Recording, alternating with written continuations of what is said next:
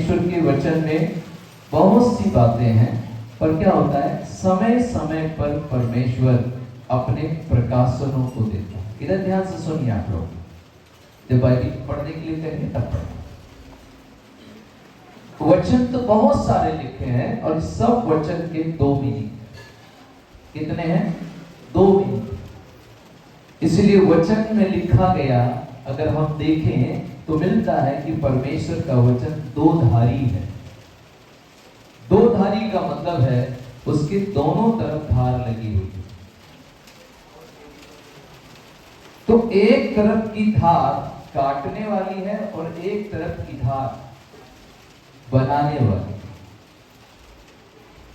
फिर से बोलता हूं, एक तरफ की धार काटने वाली है और दूसरे तरफ की धार बनाने वाली। तो जहां परमेश्वर को लगता है कि कोई हिस्सा आपके जीवन में नहीं होना चाहिए, वहां पर वो काटता है वचन से, और जहां लगता है कि किसी चीज को तुम्हारे अंदर बनाना है, लगाना है, वहां पर वो दूसरी धारी का इस्तेमाल करता है। सबके सब पवित्र नहीं है, तो परमेश्वर का वचन उसके लिए हथौड़े के समान होगा, उसके लिए चोट के समान होगा। क्यों? क्योंकि वो भाग वहां से अलग होगा। कोई अच्छा व्यक्ति है, उसके लिए परमेश्वर का वचन आशीष का वचन होगा, जो उसे प्रोत्साहित करके आगे लेकर जाएगा। तो एक ही वचन कई बार क्या करता है, दो प्रकार के काम करना शुरू करता है। वैसे मत्ती रचित सुसमाचार 18:18 में परमेश्वर का वचन यूं लिखा है, मैं तुमसे सच सच कहता हूं। इसका मतलब क्या हुआ?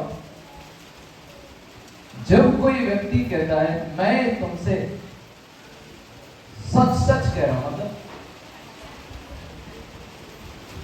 इधर है ना आप लोग, मतलब क्या हुआ? देखिए, बोलते रहिए थोड़ा सा, आधे घंटे का समय है। उस सच के साथ एक और सच लग जाए, मतलब पक्का है, थोड़ी सी भी गुंजाइश नहीं है उसमें झूठ की। मैं तुमसे सच सच कह रहा हूं, प्रमाणित है। और यदि यीशु मसीह ऐसे शब्द को बोले, ऐसे वचन को बोले कि मैं तुमसे सच नहीं सच सच कह रहा हूं कि जो कुछ तुम पृथ्वी पर बांधोगे, जो कुछ लिखा है या कोई लिखा है, कुछ भी। मैं आपसे कहूं कि प्रभु क्या क्या कर सकता है, तो आप क्या कहोगे? कुछ भी कर सकता है, ऐसा बोलना है। क्या कर सकता है प्रभु? कुछ भी कर सकता है। बारिश दे सकता है और बारिश को आंधी चला सकता है और आंधी को संतान दे सकता है और संतान को, नदियों को उफना सकता है और नदियों को रोक सकता है, लाल सागर को दो भाग कर सकता है, बड़े बड़े पहाड़ों को परमेश्वर गिरा सकता है। और नहीं देखा हो तो उत्तराखंड में देखना है। बारिश का होना सुना है, पर अभी कुछ साल से हम बादल का फटना भी देख रहे हैं। एक साथ इतना पानी पहाड़ ढह के नीचे आ रहा है, जिसको कोई हिला नहीं सकता, तोड़ नहीं सकता। उसको मेरा परमेश्वर क्या कर रहा है पता है? पानियों के समान बहा रहा है। मतलब इस संसार में प्रभु यीशु मसीह क्या कर सकता है? सब कुछ कर सकता है, बहुत कुछ कर सकता है और कुछ भी कर सकता है। जो तुम कल्पनाएं करते हैं उन्हें भी वो पूरा कर सकता है। Hallelujah, hallelujah. अब कौन कौन सी कल्पनाएं करते हैं जीवन में? मेरे बच्चे ऐसे होना चाहिए, मेरे जीवन में आशीष होना चाहिए, मेरा एक घर होना चाहिए, मेरी एक प्रॉपर्टी होना चाहिए, 2 सुंदर बच्चे होने चाहिए, कार होना चाहिए, मेरे बच्चे अच्छे अच्छे स्कूल्स में पढ़ना चाहिए, अच्छी जगह नौकरी होना चाहिए। ये सब जो तुम कल्पनाएं करते हैं, वो कल्पनाओं को भी पूरा करने वाला यही परमेश्वर है। हालेलुया। जो कल्पनाएं मैं किसके लिए करता हूं? तुम्हारे लिए करता हूं, वो लाभ की है वरन हानि की नहीं, और अंत में तेरी आशा पूरी करूंगा। किसने कहा है मालूम है? परमेश्वर यहोवा ने कहा कि जो कल्पना मैं तेरे विषय में करता, तू मेरे विषय में क्या कल्पना, मैं भी तेरे विषय में कल्पना करता, तू मेरे विषय में क्या सोचता है, मैं भी तेरे विषय में बहुत कुछ सोचता हूं। और जो मैं तेरे विषय में सोच रहा हूं वो हानि का नहीं है, वो काय का है? लाभ का है। मतलब आप सबके लिए परमेश्वर की आशीष लाभ की है, कि प्रॉफिट लॉस की नहीं है। प्रॉफिट समझते? वो वाला प्रॉफिट नहीं, प्रॉफिट फायदा, लाभ। तो हमारा परमेश्वर हमारे लिए जो कल्पना करता है वो काय की है? वो प्रॉफिट की है, लाभ की है। कभी प्रभु नहीं चाहेगा तुम्हारा नुकसान हो, प्रभु कभी नहीं चाहेगा तुम्हारा घर टूटे, प्रभु कभी नहीं चाहेगा तुम्हारे परिवार से कोई चला जाए, प्रभु कभी नहीं चाहेगा बीमारी आ जाए, प्रभु कभी नहीं चाहेगा तुम्हारी नौकरी चली जाए। तो जो कल्पनाएं वो तुम्हारे लिए करता है वो कैसी है मालूम है? वो सब तुम्हारे लाभ के लिए, मतलब कि परमेश्वर भी हमारे बारे में अच्छी बातें सोचता है। क्या सोचता है? अच्छी बातें सोचता है कि मैं तुम्हें कहां कहां से बढ़ाऊं, मैं तुम्हें कहां कहां से ऊंचा करूं, मैं तुम्हें क्या क्या दे दूं ताकि तुम जिंदगी भर परमेश्वर की महिमा को कर सको। तो जो भी कल्पनाएं वो हमारे बारे में करता है उसमें से एक भी पल उसने हानि की नहीं। इसलिए मैंने कहा परमेश्वर का जो वचन है वो दो धारी है, एक से काटता है और दूसरे से छांटता है। ये लगेगा कि ये बातें तुम्हारे जीवन में रहेगी तो तुम आगे नहीं बढ़ पाओगे, तो परमेश्वर वहां पर ऐसे वचन देगा कि वो भाग, वो स्थान, वो जगह आपको छोड़ना पड़ेगा। कई बार तुमने देखा होगा कि पेड़ की टहनियां आड़ी तिरछी होती हैं, दूसरों को नुकसान पहुंचाती हैं, सड़क के किनारे आ जाती हैं, तो क्या करता है उसका माली? या कई बार पेड़ पे फल लगने वाला होता है पर उसकी डालियां इधर उधर है, ज्यादा वेटेड हो रही है, सही दिशा की ओर सही लंबाई नहीं पा रही है, तो माली क्या करता है? कुल्हाड़ी लाकर उसे छांटता है। उस समय पेड़ को लगता है कि मेरा माली, आप बोलोगे कि मैं बोलूं, मेरा माली बड़ा निर्दयी, मुझ पर चढ़ गया और मेरी टहनियों को काटने लगा।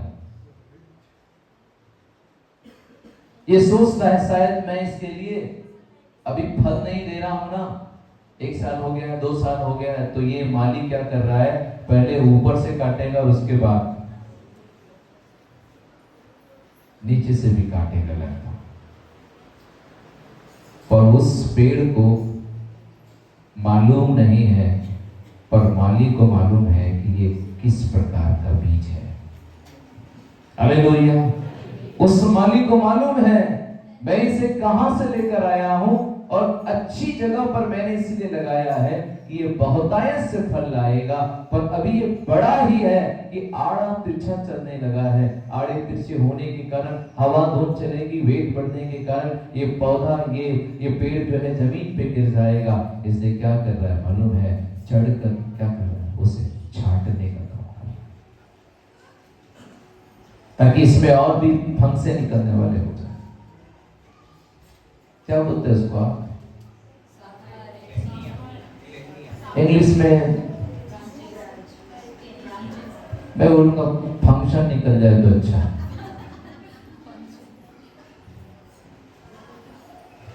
एक डाली में से कई शाखाएं निकल जाए, कोपले निकलने वाली हो जाए, डालियां शाखाओं में बदलने वाले हो जाए, कई फंक्शन बढ़ जाए उसमें। चाहते हैं कि वो एक डाली इधर जाएगी, सिर्फ एक ही डाली बनेगी, पर यदि उसको उसने छांट दिया है तो वहां से कई शाखाएं निकलकर वो ज्यादा से ज्यादा फल देगी। इसीलिए माली ने क्या किया है, इस बार उसको क्या किया है, उसको छांटना शुरू कर दिया है। और किसको मालूम नहीं, इधर देखिए, किसको मालूम नहीं है? उस पेड़ को मालूम नहीं है कि माली मेरे साथ क्या कर रहा है। माली मेरे साथ क्या कर रहा है। पर जैसे जैसे जैसे वो बड़ा होते जाता है और विशाल वृक्ष बनता है और अच्छे फल देने लगता है, उस दिन समझ में आता है कि मेरा माली जो है वो मेरे साथ गलत व्यवहार नहीं करता। तो वो जो कल्पनाएं हमारे विषय में करता है, वचन में लिखा है, वो काय की है? जोर जोर से बोलिए, काय की है? अभी कुछ देर के लिए लग रहा होगा, अरे हम प्रभु में आए, कोई लाभ नहीं होगा। कई लोग बोले कई दिनों से आ रहे, कई महीनों से आ रहे, कोई लाभ नहीं हो रहा है, कुछ नहीं हो रहा है। उसने जो कल्पनाएं की हैं तुम्हारे विषय में, देखो वो बहुत दूर से कल्पनाएं करता है, वो सब लाभ की है, हानि की नहीं है। पर कब मालूम चलेगा पता है? अंत में जब तेरी आशा पूरी हो जाएगी तब तुझे मालूम चलेगा कि परमेश्वर ने जो कुछ किया मेरे लिए अच्छा ही किया है। हालेलुया, अच्छा किया। जो कुछ करता है अच्छा ही करता है, गलत नहीं करता। कई बार अपने कंफर्ट जोन से बाहर भी निकला करो। क्या किया करो? अपने कंफर्ट जोन से, जो तुमने अपने लिए कंफर्ट जोन बना के रखा है, उससे कई बार बाहर भी निकला करो। एक छोटी सी कहानी बताऊंगा बहुत दिनों बाद आपको। एक बार एक राजा ने बहुत सुंदर दो तोते पाले, अच्छा गार्डन उनके लिए लगाया, और वो दो तोते दो अलग अलग सुंदर से वृक्ष पर बैठे रहते थे। उसमें से एक तोता जो है वो उड़ता था और उड़ के फिर वापस से घूम फिर कर पेड़ पर आ जाता था। पर राजा जब भी देखता तो दूसरा तोता उसी पेड़ पर बैठा हुआ मिलता। तो राजा को बड़ी चिंता हुई कि क्या बात है, मेरा एक तोता तो अच्छा उड़ता है और दूसरा वाला बैठा रहता है। तो उसने तोता एक्सपर्ट व्यक्ति को बुलाया और कहा कि क्या बात है, मेरा तोता जो है वो एक ही जगह बैठा है, दूसरा उड़ रहा है, दूसरा उड़ रहा है, ये उड़ता ही नहीं है, कुछ करो। उसने तोते को पकड़ कर देखा, इधर देखा उधर देखा, समझ में नहीं आया, बहुत कुछ किया, पर फिर भी तोता जो है वो उसी पेड़ पर बैठता है, उड़ता ही नहीं। तो राजा ने क्या किया, अपने राज्य में एक अनाउंसमेंट करवाया कि जो भी मेरे तोते को उड़ा के दिखाएगा उसको अच्छा खासा इनाम दिया जाए। जगह जगह से तोता एक्सपर्ट आए, सबने प्रयास किया तोते को सिखाना, बोलना, ये करना, वो करना, ऊपर फेंकना, फिर नीचे ले आना। अगले दिन देखो तो फिर तोता वहीं पर बैठा रहता, उड़ता ही। सारे लोग थक गए। तब एक किसान का बेटा आया, बोला मैं इस तोते को उड़ा दूं। बोला इतने एक्सपर्ट आए, कोई नहीं उड़ा पाया, तू कैसे उड़ा देगा? बोला साहब, राजा साहब एक मौका तो दो, मुझ नाचीज को भी एक मौका दिया जाए। ठीक है, करो, क्या करना है। वो आया और उसने क्या किया, वो डाली ही काट डाली जिस पे तोता बैठा करता था। उसने उस पेड़ को काटा। राजा ये क्या कर रहे हो यार, इस पेड़ को थोड़ा सा काटना पड़ेगा। जैसे ही उस पेड़ की टहनियां डालियां काट दी गई, तोते ने क्या करना शुरू कर दिया मालूम है? कई बार परमेश्वर भी उन डालियों को काट डालता है जहां पर तुम हमेशा बैठे रहते हो। हालेलुया। हमारा परमेश्वर ही मालूम है कि हमें उड़ने के लिए बनाया है। वो गाँव की नहीं, हमारा परमेश्वर हमें आगे ले जाने के लिए बनाया, पर हम अपने कंफर्ट जोन से बाहर नहीं आना चाहते। तो कई बार हमारा परमेश्वर भी कुछ लोगों के जीवन में काम करता है ताकि वो क्या करे मालूम है? उस टहनी को, उस डाली को काट दे जिससे तुम ऊंचाई पर उड़ने वाले हो जाओ। हालेलुया। इसीलिए वो परमेश्वर कहता है मैंने तेरे विषय में जो कल्पनाएं की है वे लाभ की है वरन हानि की नहीं। कब आशा पूरी करेगा? हम बोलते प्रभु अभी करो, वो क्या बोलता है? अंत में। अभी नहीं करूंगा। कब करूंगा? अंत में तेरी आशा पूरी करूंगा, अभी नहीं करेगा। कल्पना कर लिया है तुझे आशीषित करेगा, कल्पना कर लिया है तुझे कंगाल नहीं रखेगा, कल्पना कर लिया तेरे पास सब कुछ होगा, कल्पना कर लिया तू स्वस्थ रहेगा, कल्पना कर लिया तेरी आयु बड़ी रहेगी, पर कब? अभी नहीं। थोड़ा कंफर्ट जोन से बाहर आना पड़ेगा, चुनौतियों का सामना करना पड़ेगा, जीवन में संघर्ष करना पड़ेगा, प्रभु के लिए जागना पड़ेगा, प्रभु के लिए उपवास रखना पड़ेगा, परमेश्वर की ओर मन लगाना शुरू करोगे, तब परमेश्वर बोलेगा अब मेरा दास, अब मेरी दासी, अब मेरे लोग कंफर्ट जोन से बाहर आए। क्या हुआ उपवास नहीं रखा तो? थोड़ा कंफर्ट जोन में होगा। मेरे लिए यीशु मसीह को उस रात खाना नहीं दिया था जिस रात वो पकड़वाया गया था, वो उसने से वो फसह का फल वाला भोजी खाया, उसे पानी नहीं दिया था।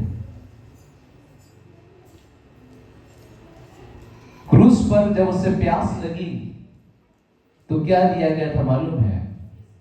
इंद्रायण दिया गया था, इंद्रायण। उसको कहते कड़वा सिरका। वो भी गाय में मिला के डुबा के दिया था, पता? चूहे से उसमें कड़वा सिरका मिलाया और ऐसे करके दिया, चूसो इसे। पानी नहीं था वो। उस कड़वे सिरके को पीकर क्या हुआ? पूरा मुंह कड़वा हो गया। कंफर्ट जोन से बाहर आओ, क्योंकि तुम्हारे विषय में जो कल्पनाएं की है वे सब लाभ की है। हानि का कोई सौदा है परमेश्वर ने तुम्हारे साथ नहीं किया। जो भी हानि उठानी थी वो किसको उठानी पड़ी पता है? मेरे यीशु मसीह को, पर तुम्हारे लिए सब कुछ प्रॉफिट में रखा। तो मत्ती 18:18 हमें ये कहता है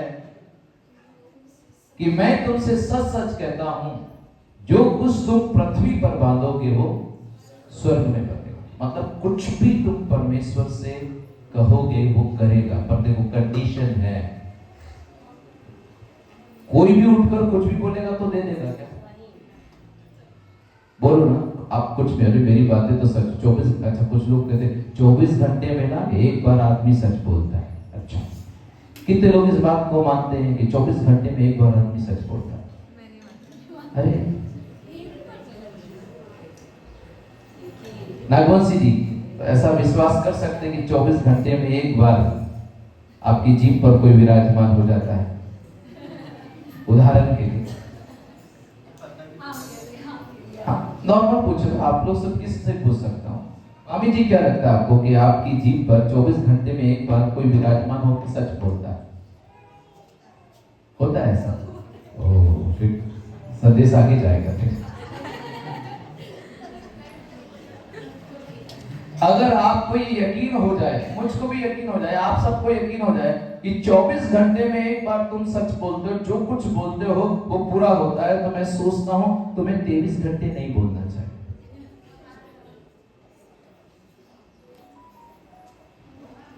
अच्छा है ना? पर वो पता नहीं है ना टाइम का, एक्चुअली पता कौन से समय में अरे भाई, मैं आपसे कह रहा ना 24 घंटे में से एक बार, मतलब आप मौन रहिए ना, आप मौन रहिए, 23 घंटे मौन रहिए। जब आपको मालूम हो जाए ऐसा वरदान तुमको मिला है कि 24 घंटे में तुम एक बार सच बोलते हो, जो कुछ बोलते हो वो पूरा होता है, तो 24 घंटे में से 23 घंटे, 23.5 घंटे, आखिरी के 5 मिनट ही बोलना है तुमको, उससे पहले कुछ नहीं बोलना, अगर तुमको यकीन है इस बात पे। पर इधर यीशु जो बोलता है ना, वो सच सच बोलता है, और वो जो बोलता है वो पूरा करता है। जो वो कहता है ना वो घटता है, वो बिना घटे नहीं रहता। वो ऐसी कोई बात नहीं कहता जो नहीं घटती, वो बात कहता है जो घटेगी और निश्चित है उसका होना। इसलिए कहता है मैं तुमसे सच सच कहता हूं, जो कुछ तुम पृथ्वी पर बांधोगे वो स्वर्ग में, और जो कुछ तुम पृथ्वी पर खोलोगे वो स्वर्ग में खुलेगा। तो ये पावर, ये अधिकार परमेश्वर ने किसको दिया है? मान इधर देखिए, किसको दिया? वो कहता है मरकुस रचित सुसमाचार उसके 16वें अध्याय के 15वें नंबर के वचन में इस बात को कहता है, मेरे विश्वास करने वालों में ये चिन्ह होंगे, वे मेरे नाम से दुष्ट आत्माएं निकालेंगे, वे मेरे नाम से बीमारों के सर पर हाथ रखेंगे और बीमार चंगे हो जाएंगे। यदि वे कोई प्राण नाशक पदार्थ भी पी ले, जहरीला पदार्थ भी पी ले, तो उनसे उनको कुछ हानि नहीं होगी। पीना नहीं है,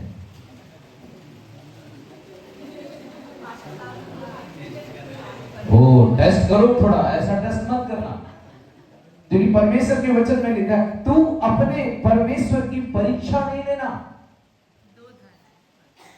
तो वचन को ध्यान से समझना होगा। उसने कहा है यदि मान के चलो किसी ने धोखे से तुम्हें कुछ पिला दिया,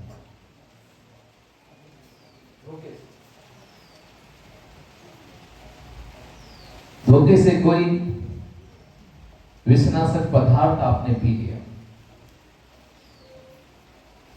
तो वचन कहता है उससे तुझे कुछ हानि नहीं होगी। पर जो 2 बातें ऊपर बताई हैं कि तेरे जीवन में चिन्ह होगा। पौलुस एक यात्रा कर रहा था, उस यात्रा में जहाज टूट गया।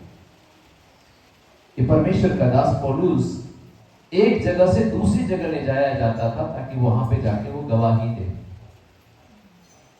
और परमेश्वर उसके साथ था। कई कैदी उसके साथ थे, जहाज चल रहा था, पर आंधी और तूफान आया तो जहाज टूटने लगा। पास के टापू तक पहुंचा, वहां जहाज टूट गया और वहां से ये लोग बच के एक टापू पर आ गए। कौन सा टापू था? माल्टा नामक टापू था। वहां ये आग ताप रहे थे, तभी क्या देखा कि एक जहरीला सांप जो है वो पौलुस से क्या है मालूम है, उसके हाथ में लिपटा हुआ है। और बाकी जो जिस माल्टा टापू के ऊपर थे वहां के लोगों को मालूम था ये जो सर्प है ये काट लेगा तो इसकी मौत हो जाएगी, क्योंकि जहरीला है। किसको मालूम? लोकल के लोगों को मालूम है। ये सांप जिसको काटता है वो पानी नहीं मांगता है, उसको ऐसा लगा कि इससे लिपटा है, मतलब इसको काट दिया है, और उसको क्या लगा कि अब ये गिरेगा, तब गिरेगा, अब गिरेगा, तब गिरेगा, पूरी रात नहीं गिरा। तब वो जान गया कि ये कोई साधारण आदमी नहीं है, ये तो कोई देवता ही होगा। ऐसे कांटे वाले सांप से भी बच गए। हालेलुया। मेरे प्रियो, कई बार ना लोग परमेश्वर को बहुत हल्के में लेते, परमेश्वर के वचन को हल्के में लेते, पर मैं आपको बता दूं दुनिया में यही प्रभु है जो अकेला कहता है कि मैं तुम्हें बीमारियों से बचाऊंगा। ये एक अच्छी गवाही मैंने अभी सुनी, गवाही के समय में आंटी गवाही दे रही थी कि उनके जीवन में 2-3 बीमारियां हैं। कई बार मुझसे भी प्रार्थना करवाया, आप लोगों ने भी की होगी, और उन्होंने बताया कि मैंने रचना से प्रार्थना कराई, उसका धन्यवाद कि उसने मेरे लिए प्रार्थना की और मैं रोग से बरी हो गई। अगर ऐसा हो ना तो परमेश्वर का ये वचन जो मरकुस में लिखा है वो पूरा हुआ। उसने कहा मेरे विश्वास करने वालों में ये चिन्ह होंगे, वे बीमारों के सर पर हाथ रखेंगे और बीमार। पर बाइबल कहती है, मालूम है आपको, अब थोड़ी में आकर किसी के सर पर हाथ, वो पासा एक तरफ बोलते हैं कि हाथ रख दो, दूसरी तरफ दो धारी है ना, शीघ्र किसी के ऊपर हाथ नहीं रखना, जल्दी से किसी के ऊपर हाथ नहीं रखना।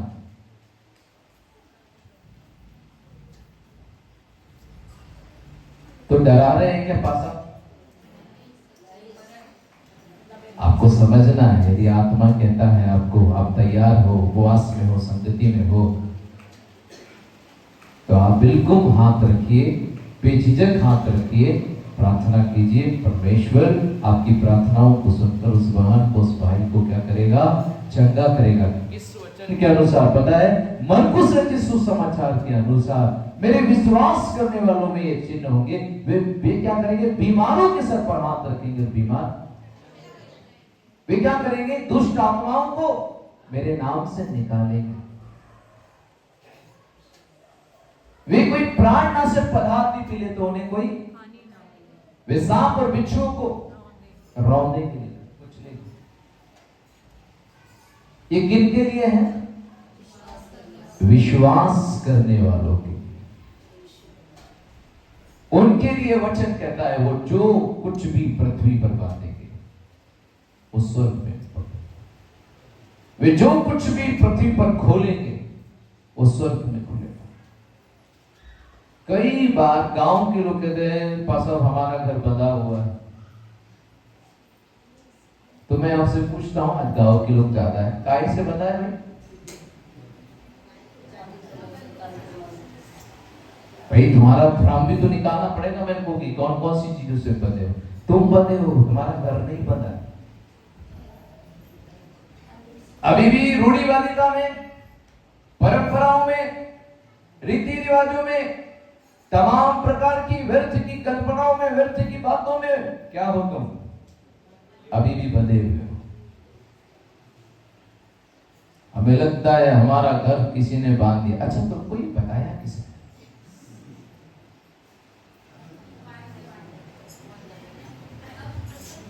बांधने वाले ने बताया कि जिसके पास तुम बंधवाने गए थे उसने बताया?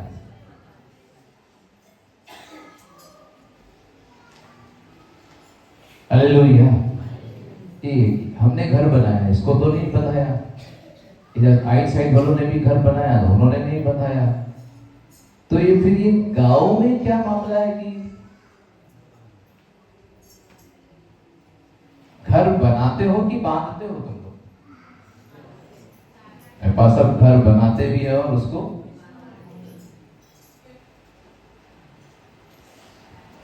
तो चलिए, तुम्हारे मन के अनुसार यदि बांध दिया किसी ने तो खोलेगा कौन?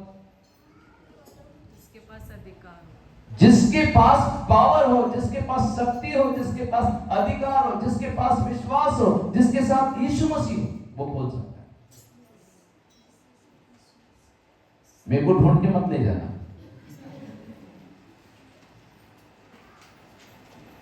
तुम लोग भी क्या कर सकते हो? खोल सकते हो। यदि तुम्हारे पास ये अधिकार है तो तुम खोल सकते हो। चलो मैं चलता हूं, कौन सा बंधन बता? श्राप का बंधन है, पाप का बंधन है, पूर्वजों का बंधन है, कौन कौन से बंधन है? चलो मैं चल के देखता हूं। कैसे जाना? विश्वास के साथ जाना। कैसे जाना? अधिकार के साथ जाना कि मेरे पिता ने मुझे अधिकार दिया है, मेरे यीशु मसीह ने अधिकार दिया है। कौन सा? वचन बोलना। 18:18 17:17 नहीं दिया, 18:18। जो कुछ बांधोगे बंधेगा, जो कुछ खोलोगे खुलेगा। तो विश्वास के साथ जाना, अधिकार के साथ जाना, तो क्या करोगे पता है? वहां से सफल होकर आओगे, जीत कर आओगे। क्यों? क्योंकि परमेश्वर का वचन वहां काम करेगा, तुम काम नहीं करोगे। हालेलुया। हमें कोई शक्ति नहीं कि हम काम करेंगे, परमेश्वर का वचन काम करेगा। प्रभु मैं ये बांध के जा रहा हूं, ये बंधा रहेगा।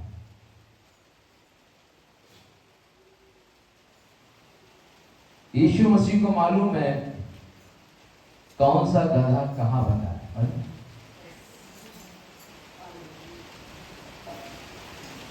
अब जब बात चल रही है तो, और कब किसका इस्तेमाल करना है उसको मालूम है। तो यीशु मसीह ने अपने चेलों से कहा कि मेरे प्रिय चेलों, तुम जाओ और पास के गांव में गधा बंधा है, पेड़ से, खूंटी से बंधा है, उसको खोल के लाओ। तो चेले बोले प्रभु हम वहां खोलेंगे तो उसका मालिक डांटेगा नहीं डांटेगा? अरे इधर देखिए आप लोग, उसका मालिक कुछ बोलेगा नहीं बोलेगा? मनीष जी कोई गधा कहीं बंधा है, मैंने बोला जाओ खोल के ले आओ, तो ले आओगे आप? क्यों? कौन गधा?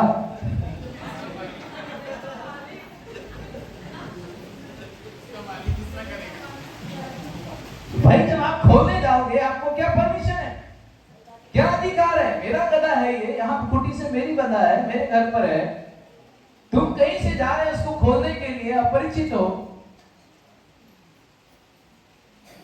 तो उसका स्वामी तुम्हारे विरोध में कुछ बात करेगा, क्यों गधे को खोल के ले जा रहे हो? और यीशु मसीह ने चेलों को बोला जाओ पास के गांव में गधा बंधा है खूंटी से, गधी का बच्चा लादू लाना है। तो प्रभु उसका स्वामी, देखो बहुत से लोग बंधे हैं, याद रखना, और तुमको परमेश्वर चेले बनाकर वहां भेजेगा, और उसका स्वामी होगा कोई एक, वो मना करेगा तो उसको क्या याद दिलाना मालूम है? यीशु मसीह ने बोला है खोल दे। क्या बोला? यीशु मसीह को इस गधे की जरूरत है, इस गधी के बच्चे लादू की जरूरत है, उसके द्वारा कोई काम किया जाएगा, इसीलिए क्या कर, उसे खूंटी से खोलकर हमको दे दे।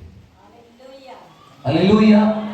खोलने का और बांधने का अधिकार परमेश्वर ने हमको दिया है, पर चेले इस अधिकार को जानते नहीं, इसलिए बोले प्रभु उसका स्वामी कुछ बोलेगा तो उसको बोल देना कि इसका प्रयोजन है, इसका इस्तेमाल करना है, इसको यूज करना है। इसकी शोभा खूंटी से बंधे रहने में नहीं है, इसके ऊपर जब मैं विराजमान हो जाऊंगा तो इस गधे की भी कीमत बढ़ जाएगी। हालेलुया। क्या हो जाएगी? इस गधे की भी कीमत बढ़ जाएगी, उसका भी आदर होगा, उसका भी सम्मान होगा, उसके आगे भी कपड़े डाले जाएंगे और डालियां डाली जाएगी, बड़ा आदर सत्कार किया जाएगा। ये सब बातें उसने नहीं बताई। तो जैसे ही यीशु मसीह ने कहा कि मेरा नाम बता देना, प्रभु के पास इसका प्रयोजन है, तो जैसे ही गए, गधा खोला, वैसे ही उसके स्वामी ने कहा कहां ले जा रहे हो? उसने कहा यीशु मसीह के पास इसका प्रयोजन है, गुरु बुला रहा है। तो उसके स्वामी को देना था या नहीं देना? देना पड़ेगा। इधर ध्यान से, देना चाहिए था, नहीं देना चाहिए? क्यों? हाँ? इधर बताइए, देना चाहिए था, नहीं देना चाहिए था? इसीलिए देना चाहिए था कि उसका कोई प्रयोजन है, प्रभु के पास उसका उपाय है। तो जितने लोग बंधे हैं उन सबका भी उपाय किसके पास है? यीशु मसीह के पास उपाय है, इसीलिए तो तुम्हें खोल रहा है और तुम्हें अधिकार दे रहा है। इसलिए तुम विश्वास के साथ जाया करो, अधिकार के साथ जाया करो। और मत्ती रचित सुसमाचार 18:18 और मरकुस 16 उसका 15, मेरे विश्वास करने वालों में ये चिन्ह होंगे, वे बीमारों के सर पर हाथ रखेंगे, बीमार चलेंगे। और वो खोलने का अधिकार हमें दिया है। हालेलुया। अच्छा, ये बंद करने का क्या अधिकार है? ये तो खोलने का समझ में आ गया। बंद करने का क्या है? हाँ, इधर इधर देखिए। खोल दिया आपने, बीमारी थी खोल दी, लड़ाई झगड़े थे खोल दिया, घर बंधा था खोल दिया। जो कुछ तुम पृथ्वी पर बांधोगे, बांधना क्या है?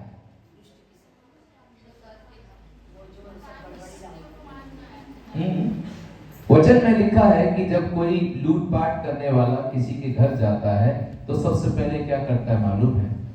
स्वामी को, पहले उस घर में घुसते ही सामान नहीं ढूंढने लगता है, स्वामी को, सबसे पहले स्वामी को ढूंढता है, स्वामी के हाथ पर बांधता है, फिर उससे पूछता है चाबी किधर है बता, तो चाबी देता है। कुछ नहीं मिलता है तो दो चार झापड़ मारता है, बोले कि कहाँ कहाँ क्या रखा वो भी बता, क्योंकि चाबी दे दी हम ढूंढते रहेंगे तो टाइम हो जाएगा। वो सब बता रहा है।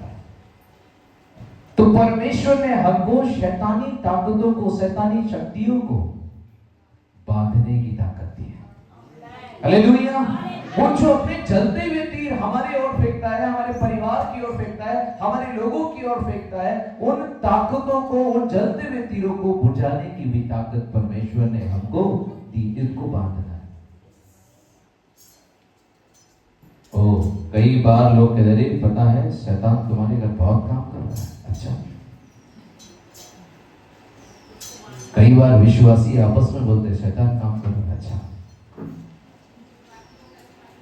तो ये बोलने की जगह क्या करना था? आओ हम उसको बांधे। क्या करना था?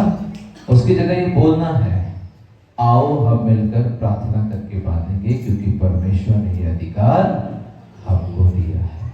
ये नहीं बोलना उसके घर में काम कर रहा, उसके घर में काम कर रहा, उसको काम किधर ही करे, बांधेंगे हम इधर। हालेलुया। काम कोई किधर भी करे, बांधेंगे हम इधर। और हम जो बांधेंगे वो कहां से बनेगा मालूम है? स्वर्ग से। अब दिल्ली थोड़ी जाओगे बात, हर जगह प्रभु का दास थोड़ी चला जाएगा। इसलिए तुमको परिपक्व होना है और अपने अधिकार समझना है कि ये काम जो है छोटा मोटा मैं ही देख लूंगी, आप ही को देख लेना। दो चार बीमारों को तुम ही संभाल लिया करो, इधर लाओ, उधर कहां पास्टर के पास जा रहे हैं, हम ही कर देते। नहीं नहीं नहीं पास्टर नहीं नहीं, अरे हम भी पावरफुल है।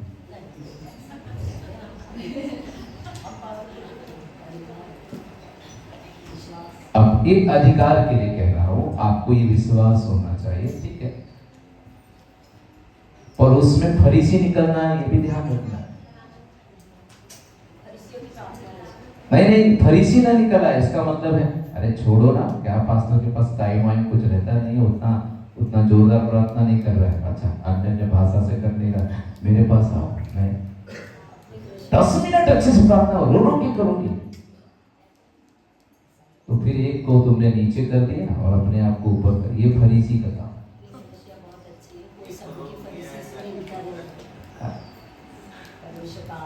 वो वाला वचन मत पकड़ना कि किसी को रोकता है तो किसी को अवसर देता है। हाँ, मैं सोचता हूं आप लोग इतने सक्षम हो जाओ प्रभु में कि तुम स्वयं एक दूसरे के लिए प्रार्थना किया करो और एक दूसरे की प्रार्थना से चंगे हो जाया करो। मैं नहीं कह रहा, पता है, अंतिम एक वचन बताता फिर समाप्त करेंगे, ज्यादा आगे नहीं जाएंगे। याकूब की पत्री पे जाइए। पता है आज मैंने उसको प्रार्थना में भी कहा था, याकूब की पत्री। पता है कई लोग चंगे क्यों नहीं हो पाते हैं, उनके बारे में आपको बताता हूँ। याकूब 5 होना चाहिए और उसका जो वचन है वो है 16। हाँ, पर उसमें रुक जाओ, उसको 13 से पढ़ो, है ना। यदि तुम में कोई दुखी है, यदि तुम में कोई दुखी है तो वह प्रार्थना इधर देखिए क्या करे, तुम में कोई क्या है, तुम में यदि कोई दुखी है तो वो पास्टर के पास जाए। ऐसा लिखा है बाइबल में। पर सब तो पास्टर के पास आए।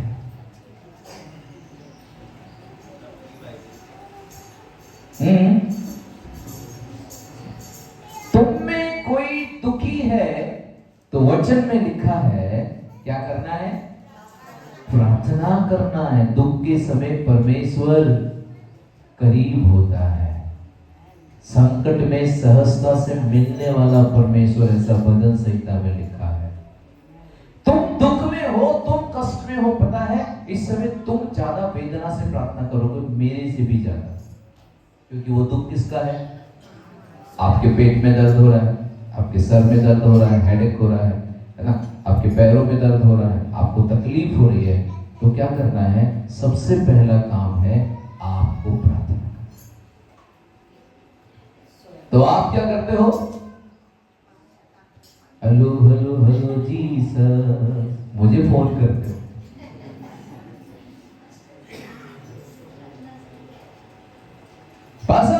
प्रार्थना करो। कल मैं इधर रोड से अंदर आ रहा था, तभी मेरी प्यारी बहन का फोन आया छतरपुर से। ओ बस अब कहाँ है तू? मैं बोला मैं इधर ही हूँ। बोला बेटी रो रही है। मैंने कहा उसको मेरा फोटो दिखाओ। कभी कभी मैं भी मूड में रहता हूँ, मेरा फोटो दिखाओ उसको। तुम चुप हो जाएगी। जब आती है यहाँ तो तुम्हारे गोदी में रोती, मुझे देखती मुस्कुराती है। तो मैं बोला अब मेरी फोटो खींच के ले जाना, प्रार्थना मत करना, मेरा फोटो दिखाना। ठीक है बाबा, कल आपका फोटो दे दो। चलो अभी प्रार्थना कर देता हूं। क्या करना है? तुम में से यदि कोई दुखी हो तो पहला काम बाइबल कहती है क्या करना है? आखिरी में मैं तो होगा, आखिरी में आओ मेरे पास। पहले तो तुम्हें क्या करना है? दुखी हो, पेट में दर्द हो रहा, तुमको ज्यादा तकलीफ है, तुम ज्यादा वेदना से प्रार्थना। जिसका कोई हॉस्पिटल में है वो प्रार्थना करे, प्रार्थना निवेदन जरूर दे, पर वो स्वयं प्रार्थना करे। क्यों? क्योंकि वो अपने बच्चों के दर्द को बहुत अच्छी रीति से समझ सकता है और इस समय ईश्वर उसके निकट उसकी प्रार्थना को उत्तर देगा। तो तुम में से यदि कोई दुखी हो तो क्या करे? किससे? परमेश्वर से प्रार्थना करे। हाँ, यदि आनंदित है, और यदि तुम में से बहुत से लोग आनंदित मतलब सुख में, खुशी है उनके घर, तो वो क्या करे? तो वह स्तुति के भजन गाए। तो वो गाना गाए। पर हम क्या करते हैं? हम दुख में रोने का गाना गाते हैं। हमारे साथ थोड़ा सा अलग है कि किसी के घर खुशी आई है तो स्तुति करने की जगह, गाना गाने की जगह वो क्या करते हैं मालूम है? वो डीजे लगा लेते हैं और उस पर नाचने लगते हैं।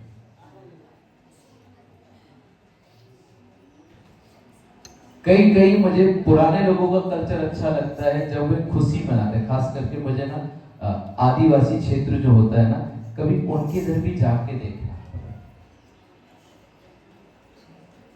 अपना एरिया भी बहुत अच्छा एरिया है, आदिवासी क्षेत्र है।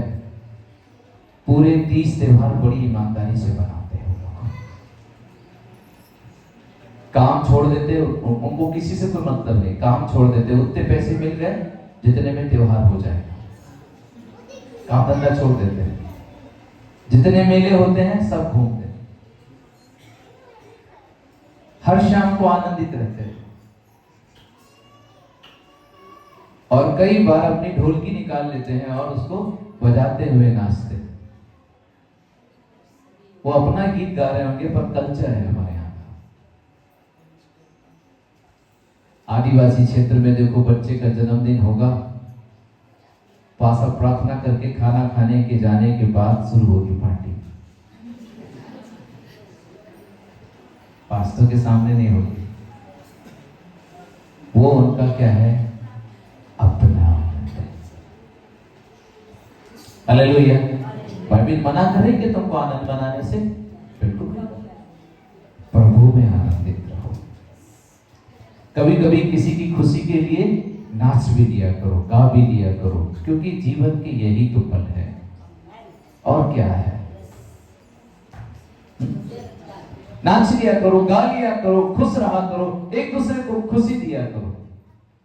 अभी याद रखना दिवाली आ रही है, पास्टर के घर के आगे पटाखे फूटे तो विश्वासी आकर बोले, अरे पास्टर प्रचार तो बहुत अच्छा करते हो, दिवाली में तुमने भी पटाखे फोड़े, हमने देखे।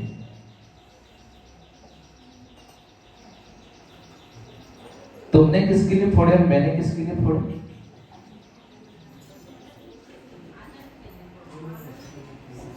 पटाखा फोड़ना मना है क्या इसमें? मैं तो डेली फोड़ता हूं, पर समझने वाला समझता है, नहीं समझने वाला नहीं समझता।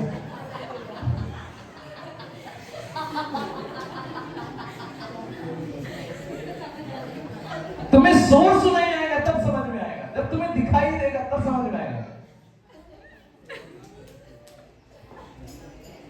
तो ये पटाखा फोड़ने से तुम्हारी धार्मिकता कम हो जाती है कि ज्यादा हो जाती है? उस पर बाइबल ने कुछ नहीं कहा। इसलिए मेरे प्रियो, जो कुछ करते हो आनंद बनाने के लिए कर लिया करो, पर उसमें फरीसी मत बनो।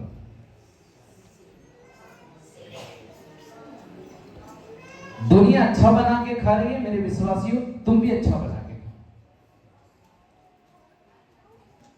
ताकि कोई बोलने ना पाए तुम्हें।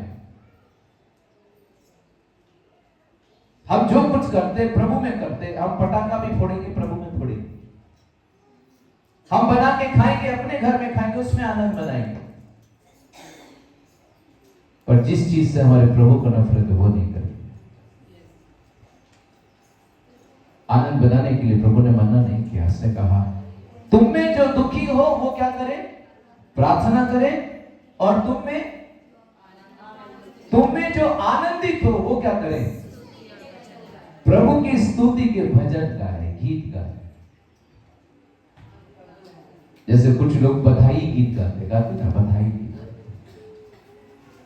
एक दूसरे को बधाई देते। मैं सोचता हूँ ये दिवाली आने के बाद आदिवासी क्षेत्र में कुछ ढोल लेके, कुछ बांसुरी लेके, बाजार में भी तुम शब्द सुनते हो, आखिर वो क्या है? 8-10 लोग जो है बांसुरी फूंकते हैं, कपड़े पहन लेते हैं और बाजार में ऐसे ऐसे करके घूमते हैं, चारों तरफ पैर घुमाते हैं और पूरी दुकानों से चंदा ले लेते हैं। ये क्या त्योहार है? मैं उसके बारे में थोड़ा सा चर्चा करना चाह रहा हूँ आप लोगों से। सूरज भैया थोड़ा प्रकाश डालिए। मैं आप लोगों से पूछना चाह रहा हूँ, ये क्या गांव में भी देखा जाएगा बांसुरी बजेगी, दिन भर चलता है।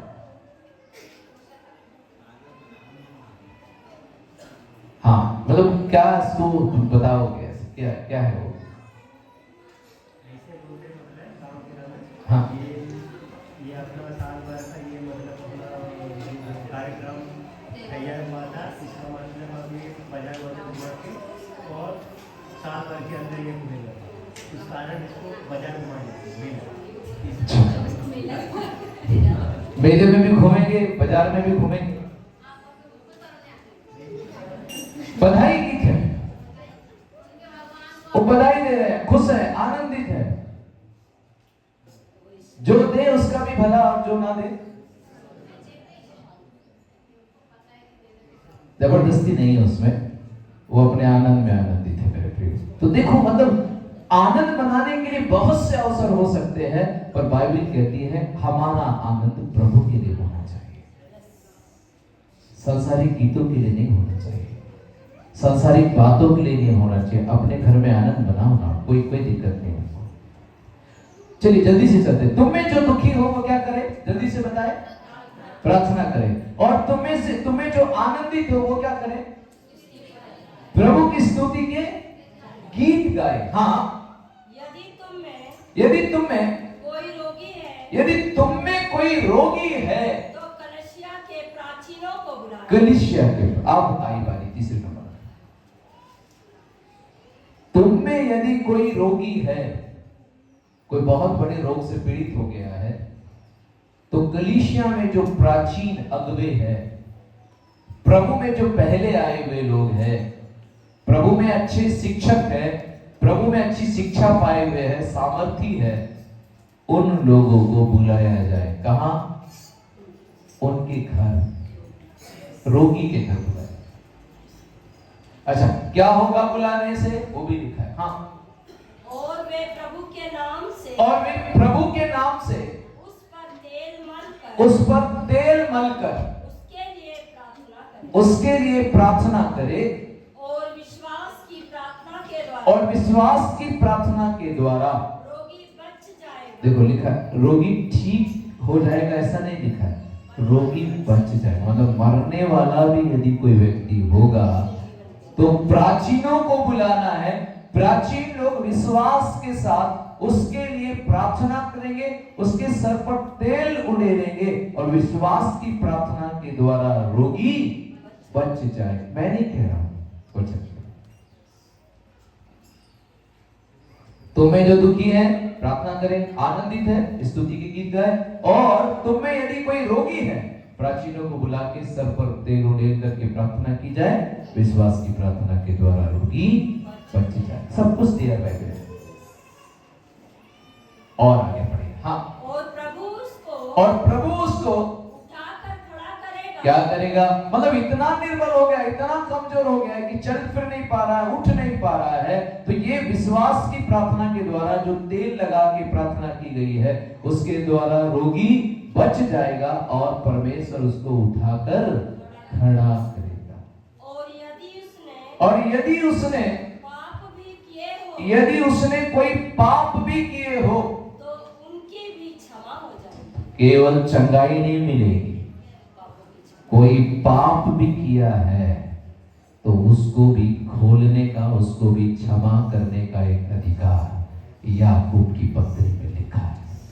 हालेलुया।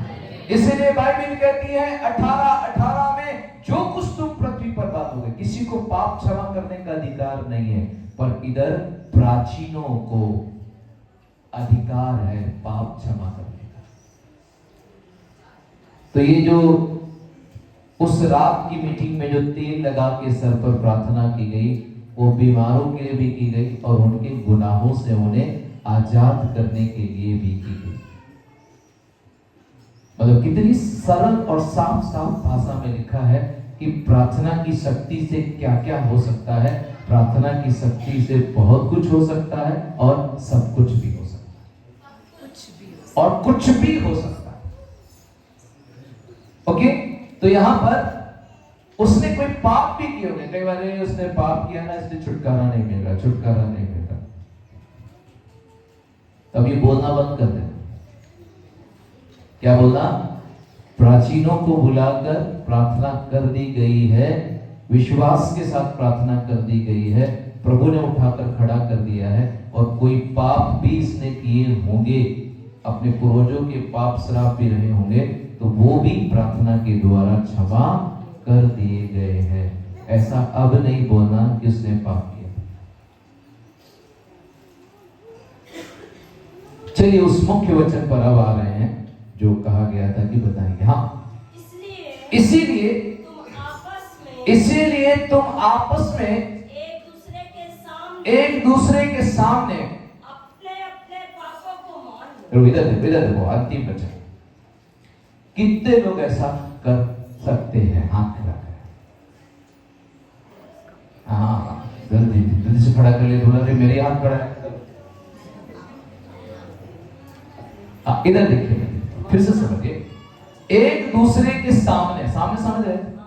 जैसे उदाहरण के लिए नागवंशी जी के बारे में मैंने कुछ सोच लिया था, उन्होंने मेरे बारे में कुछ सोच लिया था, अब मुझे ऐसा लगता है कि नहीं, अब हमें एक दूसरे को क्षमा करने की जरूरत है, या मेरी गलती है तो मैं खड़े होकर कलीसिया में या आपस में एक दूसरे को कहूं कि ये मेरी गलती थी, आप मुझे माफ कर। ऐसा कितने लोग कर सकते हैं? अच्छा, गलती तुम्हारी नहीं है, थोड़ा सा चेंज कर।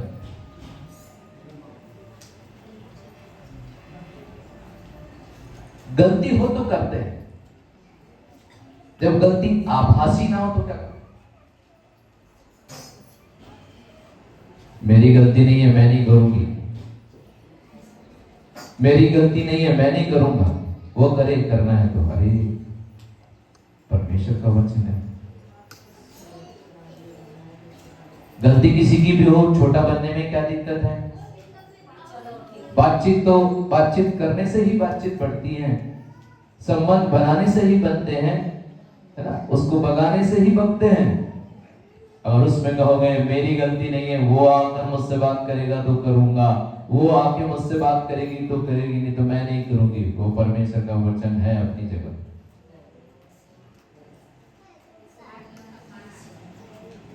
इसका मतलब है अभी भी हम फरीसी है। फरीसी गया नहीं अभी। 3-4 रेफरेंस रखे मैंने राम शाम के लिए। शाम की मीटिंग रहेगी, उसमें 2-3 फरीसी और बाइबल में रहेंगे, उनको भी शाम को ले आएंगे। तो यदि आप ऐसा सोचते हो अपने मन में, मेरी गलती है, ठीक है, उसकी गलती है या मेरी गलती है, पर यदि आप एक दूसरे के सामने यदि आप जाओगे, बोलोगे बहन मुझसे गलती हो गई, तो वो भी कहेगी सुनो मैं भी गुस्से में थी, मैंने भी तुम्हें भूल दिया, माफ कर दो। भाईचारे का प्रेम बनेगा। सिर्फ भाईचारे का नहीं बनना चाहिए, बहन का भी बनना चाहिए। भाईचारे ही होता है, बहनचारी नहीं होती।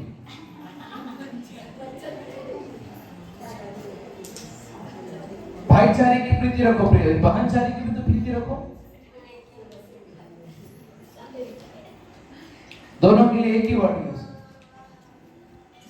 तो ये जो प्रभु भोज हुआ है, इसके बाद अक्सर कलीसियाओं में पवित्र चुंबन होता है, एक दूसरे से गले लगते हैं, बहन बहन से, भाई भाई से गले लगते हैं, और पता है एक दूसरे के गुनाहों को क्या करते पता है? मान भी। वो मैंने पहले कहा, मान लो। आप उसकी पवित्र मेज के सामने थे, पता है, मान ले, मान कर छोड़ दो और फिर उसके लिए प्रार्थना करो। देखो तुम दोनों को परमेश्वर बढ़ा देगा, दोनों को बढ़ा देगा, और दोनों पकड़ के रखेंगे ना, तो परमेश्वर भी अपनी स्वर्गीय आशीषों को पकड़ कर रखेगा कि जब तक इनका मन एक नहीं होगा, जब तक इनके मन से ये बातें नहीं जाएगी, मैं अपनी ब्लेसिंग, मैं अपनी आशीष से इनके जीवन के लिए नहीं छोड़ूंगा।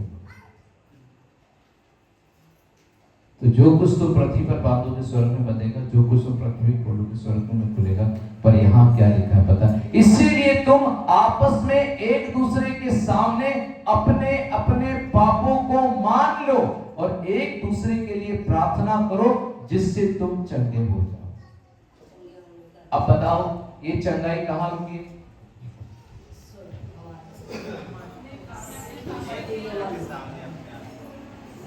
कहां रुकी चंगाई? इधर देखो फट से, लास्ट है, लास्ट। चंगाई रुकी कहां है?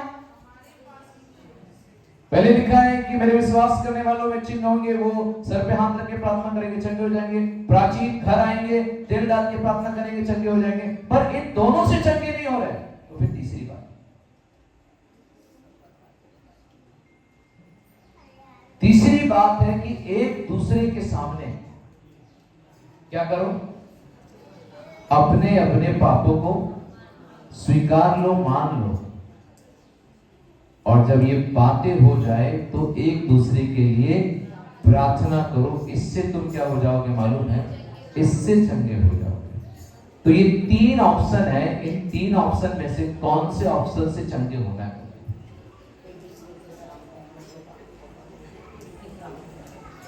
इधर पीछे कौन सा वाला ऑप्शन चूज कर रहे हो? पहला वाला, विश्वास करने वालों में चिन्ह होंगे, बीमारों के सर पर हाथ रखेगा, चंगे हो जाएंगे। दूसरा वाला, यदि कोई बहुत बीमार है वो प्राचीनों को बुलाएं, प्राचीन लोग सर पर तेल मलेंगे, प्रार्थना करेंगे, पाप भी क्षमा हो जाएंगे और चंगे हो जाएंगे। या तीसरा, एक दूसरे के सामने अपने अपने पापों को मान लो, एक दूसरे के लिए प्रार्थना करो, आशीष तुम्हारे जीवन में आएगी, तुम चंगे हो जाओगे।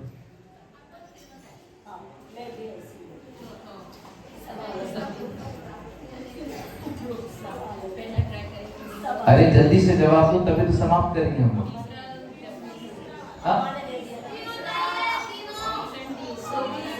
अरे भाई एक ही ऑप्शन चूज करना है, तीनों आंसर होते क्या कोई?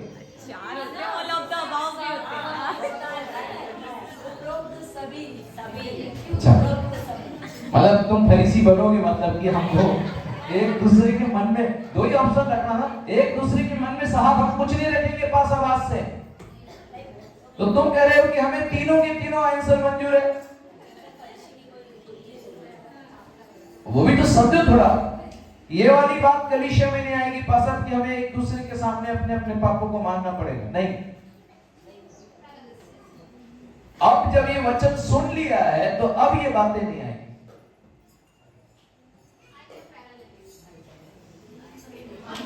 तुरंत देखो, कोई चीज होती है ना उसको तुरंत क्लियर।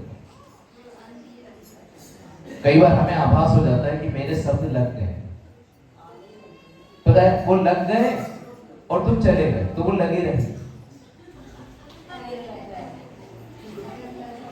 आपने बोला, उसको लग गया, उसके फेस से दिख गया, और आप अपना काम करके चले गए। और एक हफ्ते बाद मुलाकात करोगे, एक हफ्ते में लगा हुआ तीर ना घाव बन जाएगा, फूल जाएगा, बड़ा हो जाएगा, नासूर हो जाएगा। इसलिए क्या करो, अभी लगा है ना तो अभी ही खींच लो, अभी ही निकाल दो। कौन वो गलती से मैंने बोल दिया था भाई, मैंने गलती से बोल दिया था, मेरे मुंह से निकल गया था, माफ का बोलो, ठीक कोई बात, तुरंत निकल जाए। पर तुम क्या करते हो, तीर लगा देते हो और फिर निकल लेते हो। तो धीरे धीरे वो पाप में तब्दील होता है, बैर में तब्दील होता है, लड़ाई में तब्दील होता है, झगड़े में तब्दील होता है, मनमुटाव में तब्दील होता है, और वो हमें आशीष पाने से वंचित रखता है। आज कोई बात हुई ना, आज खत्म करो, कल नई जिंदगी जी, उसे पाल के मत करो। पता है इसमें फिर ना बहुत से लोग क्या करते पता है, घी डालने का काम करते हैं। मेरी बात इससे है ना, तुरंत आपस में बात, तीसरे चौथे पांचवें का काम क्लियर हो जाएगा ना। अभी कभी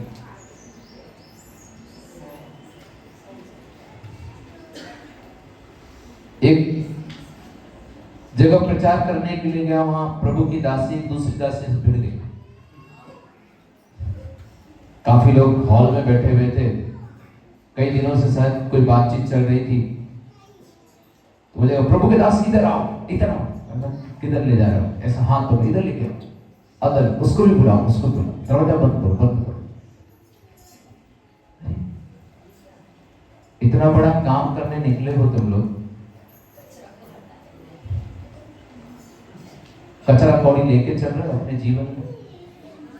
आंधी तूफान तुम खुद हो, हाँ? परमेश्वर कुछ नहीं ला रहा, तुम ही सब कुछ लेकर आ रहे।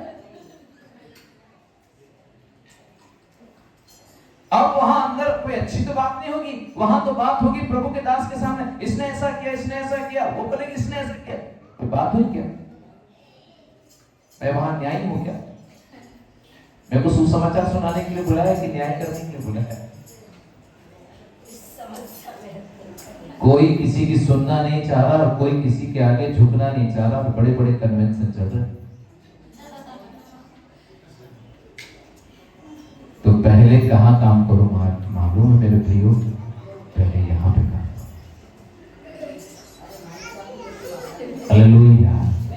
बैठो बैठो भैया बैठो, इधर भी काम होगा, चिंता नहीं करो।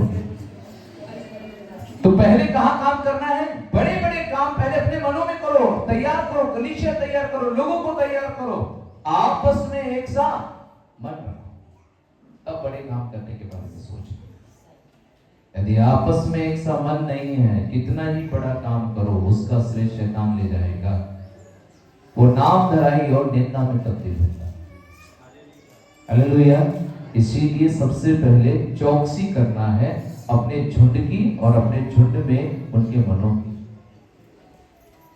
अगली वचन पढ़िए फिर समाप्त करें। धर्मी जन की प्रार्थना के प्रभाव से इसीलिए तुम आपस में एक दूसरे के सामने अपने अपने पापों को मान लो और एक दूसरे के लिए प्रार्थना करो, जिससे तुम चंगे हो। तो चंगे हमेशा रहना है तो हमेशा एक दूसरे के लिए प्रार्थना करो, एक दूसरे के मन में कोई भी बातें नहीं आने दो, तो सब कुछ तुम्हारे जीवन में होना शुरू हो जाएगा। आइए अपनी आंखों को बंद करें। Hallelujah, praise the Lord. उसके बाद एलिया भी मेरी और आपकी तरह सुख दुख भोगी मनुष्य था और उसने प्रार्थना किया तो क्या हुआ? उसकी प्रार्थना करने के द्वारा आकाश रुक गया, बारिश नहीं हुई, ओस की बूंदें नहीं गिरी। वो भी एक साधारण मनुष्य था, आप ही के समान, मेरे ही समान सुख दुख भोगी मनुष्य था, पर परमेश्वर ने उसकी प्रार्थना के द्वारा आकाश के झरोकों को बंद किया। क्यों? क्योंकि मत्ती रचित सुसमाचार 18:18 कहता है, जो कुछ तुम पृथ्वी पर बांधोगे स्वर्ग पर देगा। मेरा प्रभु मुझे बांधने की और खोलने की सामर्थ्य दिया। आइए प्रार्थना में जाएंगे। सर्वशक्तिमान करूबों पर विराजमान, आज की सुंदर सुबह में परमेश्वर एक और बार प्रभु तेरे वचन को लेकर खड़ा किया, तेरे वचन से बातचीत की पिता। उन सब बातों के लिए मैं आपको धन्यवाद देता हूँ और परमेश्वर तुझसे प्रार्थना करता हूँ कि परमेश्वर आपके नाम की महिमा हो, आपका अनुग्रह बरहान जीवन पर होने पाए, आपकी आशीष बरहान जीवन पर होने पाए। प्रभु एक दूसरे के मन में कोई बुराई ना हो, ईर्ष्या ना हो, द्वेष ना हो। परमेश्वर तो सब बातों में परमेश्वर अपने बच्चों को छुटकारा देना बेटा। परमेश्वर प्रभु हम प्रार्थना करते हैं इस झुंड की अगुवाई की, इस झुंड में परमेश्वर अपने प्रेम को बनाए रखा, इस झुंड में परमेश्वर अपनी कलीसिया को तैयार कर रहा है। प्रभु एक दूसरे के प्रति प्रेम दे रहा है, एक दूसरे के प्रति आदर दे रहा है। प्रभु छोटे छोटे नहीं वरन बड़े बड़े काम परमेश्वर तू आप ही करने वाला है बेटा। इस सब बातों के लिए धन्यवाद देता हूँ। जितने लोग कलीसिया में आए जो बीमारी अवस्था में है, उनको उनकी बीमारियों से छुटकारा दे प्रभु। इस कलीसिया को और बढ़ा परमेश्वर प्रभु। सब बातों के लिए धन्यवाद करते हैं।